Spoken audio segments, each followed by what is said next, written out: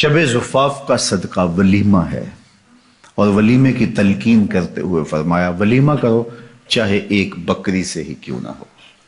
अगर आपके पास ज़्यादा ताकत नहीं है तो आप एक बकरी ज़बह करके वलीमा करें। अपने दोस्तों को, अपने रिश्तेदारों को, अपने मिलने वालों को, हमसायों को, गुरबा को, मसाकीन को, सबको उसमें शामिल करें।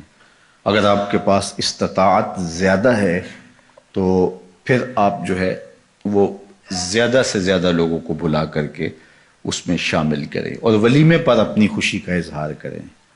ये जो 500, 600, 700 लोग लेकर बेटी वालों के ऊपर हमलावर होते हैं ना, इसको छोड़ दें। ये ज्यादती है। आपको खुशी है तो उस खुशी का इजहार अपने घर कीजिए, इसका रिवाज डालिए। ये 300, 400 लोगों की बारात लेकर हमलावर होना, बेटी वाला कर्ज उठा के मजबूर होके वो खाना तैयार कर रहा है। और पहले पता क्या कहते हैं, हमारे मेहमानों को खाना अच्छा देना और चाहे बेटी को कुछ देना ना देना। ये हमारे पास बड़े स्टेटस वाले लोग आएंगे हमारे साथ, जो आएंगे खाना बस अच्छा दे देना, यहां से शुरू होता है। फिर उसके बाद कहते हैं ये भी दे देना, ये भी दे देना। यार जिसने बेटी दे दी उसने रखा क्या, और वो कर्ज उठा के तुम्हें दे रहा है। और इससे ज्यादा कमीनगी और क्या हो सकती है। इससे तो झोली फैला के गलियों में मांग लेते तो अच्छा था।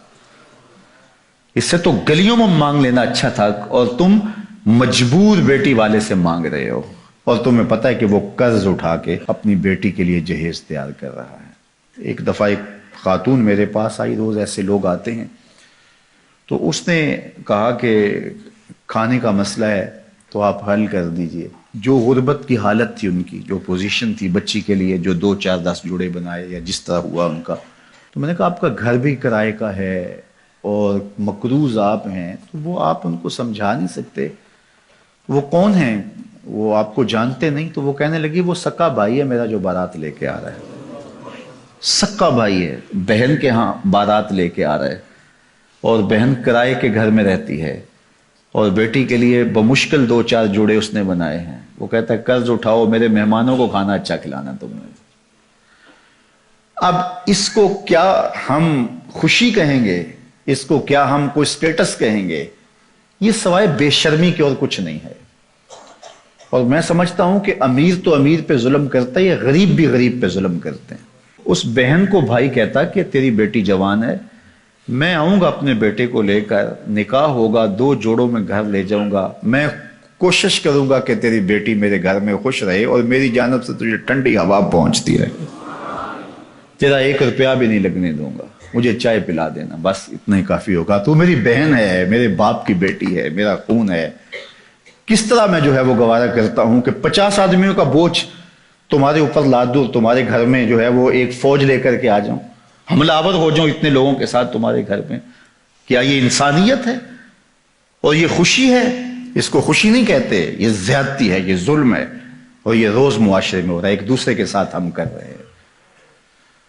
ये उन लोगों से पूछिए जिनकी दहलीज पे बेटियां बूढ़ी हो रही हैं और वो बेचारे फिक्र में हैं कि किस तरह इनको घर से उठाया जाए। गरीब आदमी तो उठ नहीं सकता जिसकी 4 बेटियां, सारी जिंदगी कमाता रहता है और दूसरों के घर भरता रहता है, और वो फिर भी खुश नहीं होते। वो बेचारा अपना आप बेचना पड़े तो बेच के भी लगा दे, लेकिन फिर भी खुश नहीं होते।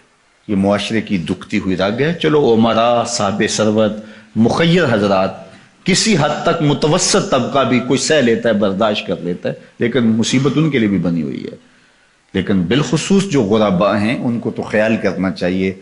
निकाह फिल मसाजिद का माहौल पैदा करें और मसाजिद में आए, निकाह हो और घर से बेटी को रुखसत कर दें, बात खत्म। अगर आपके पास जो है वो सरवत है, नहीं तो एक बकरी से वलीमा कर दें, नहीं तो आप ज्यादा लोगों को बुला लें, कोई बात नहीं, शरीयत आपको खुशी की इजाजत देती है, लेकिन अपने घर करें ना।